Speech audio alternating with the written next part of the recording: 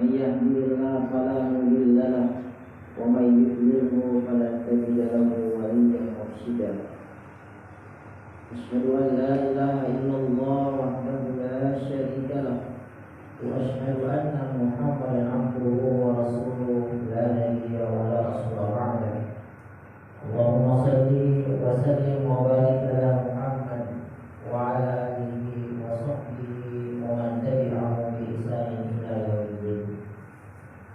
وقال الله تعالى بعد أعوذ بالله من الشيطان الرجيم يا أيها الذين آمنوا اتقوا الله حق تقاته ولا تموتن إلا وأنتم مسلمون.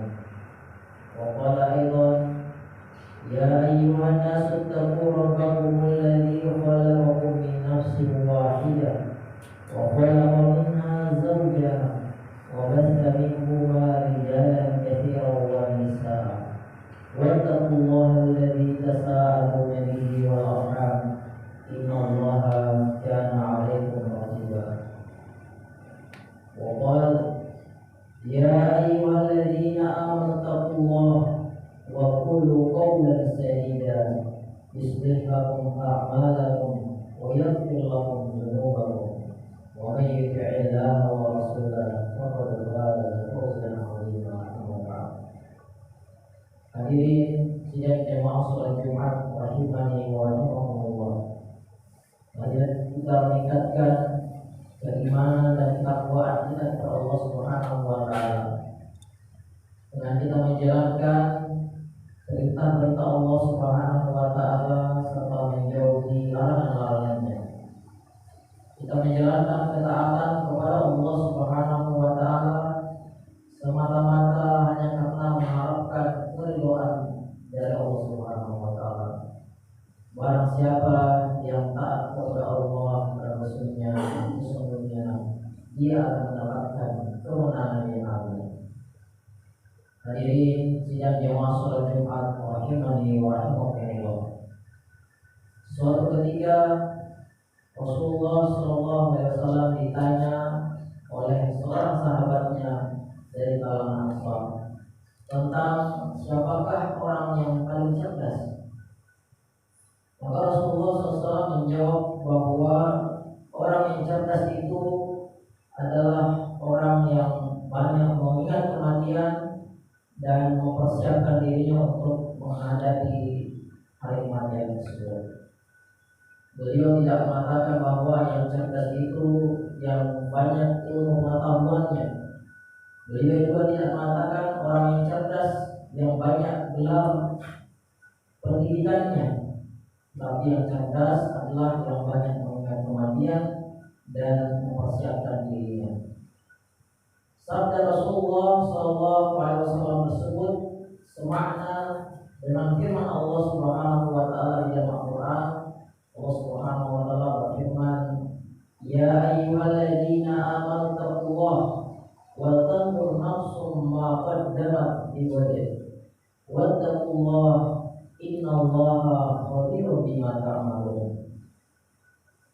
Di dalam ayat ini Allah Subhanahu wa taala mengulangi wasiat takwa 2 kali di dalam satu ayat, di mana kita tidak akan mendapati yang demikian pada ayat-ayat yang lainnya. Tentu ada maksud dari Allah Subhanahu wa taala, ada pesan yang Allah Subhanahu wa taala tekankan kepada kita orang-orang yang beriman untuk kita ambil pelajaran darinya. Arti dari ayat tersebut adalah wahai orang-orang yang beriman, bertakwalah kalian kepada Allah Subhanahu wa taala dan hendaklah seseorang itu memperhatikan apa yang akan dia persembahkan untuk hari esoknya. Bertakwalah kalian kepada Allah Subhanahu wa taala, sesungguhnya Allah Maha teliti terhadap apa yang kalian lakukan. Di dalam ayat ini Allah Subhanahu wa taala memerintahkan kepada kita orang-orang yang beriman untuk mempersiapkan diri kita menghadapi hari esok. Tentu hari esok di sini maksudnya bukan hanya hari setelah hari ini, tetapi lebih jauh dari itu adalah hari setelah kematian kita nanti dan hari pada saat kita dibangkitkan oleh Allah Subhanahu wa taala di hari kiamat nanti. Di hari yang pada saat itu merupakan kehidupan yang sebenarnya, yang ada hanyalah dua kondisi, apakah kita berada di dalam keriduan ataukah kita berada di dalam kesengsaraan. Wa amma man thaqulat mawazinuhu fa huwa fi 'ishatin radiyah.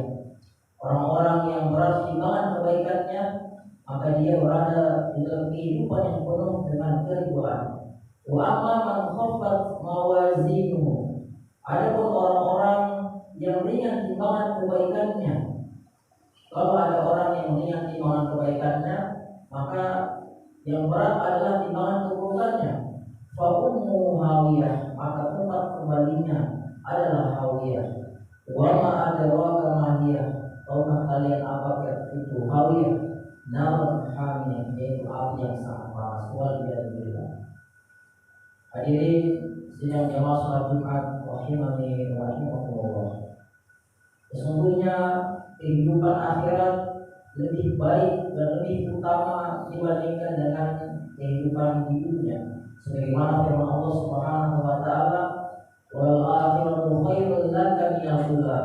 Sesungguhnya negeri akhirat itu lebih baik, lebih utama dibandingkan negeri di dunia.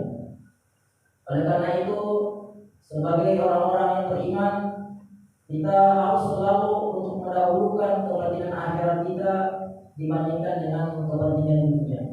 Jika bertemu dua kepentingan ini, maka sebagai orang-orang yang beriman, hendaklah kita mendahulukan untuk memenuhi kepentingan akhirat kita. Misalnya, ketika kita sedang bekerja ini adalah kepentingan dunia kita. Lalu kemudian datang panggilan Allah Subhanahu wa taala untuk melaksanakan sholat wajib, maka hendaklah kita dahulukan panggilan Allah Subhanahu wa taala, karena ini adalah kepentingan akhirat kita, dan tinggalkanlah sementara pekerjaan kita, karena itu adalah kepentingan dunia. Dan bukan hanya dalam perkara masalah sholat, tapi dalam semua hal kita harus selalu mendahulukan kepentingan akhirat. Termasuk juga misalnya di dalam pendidikan terhadap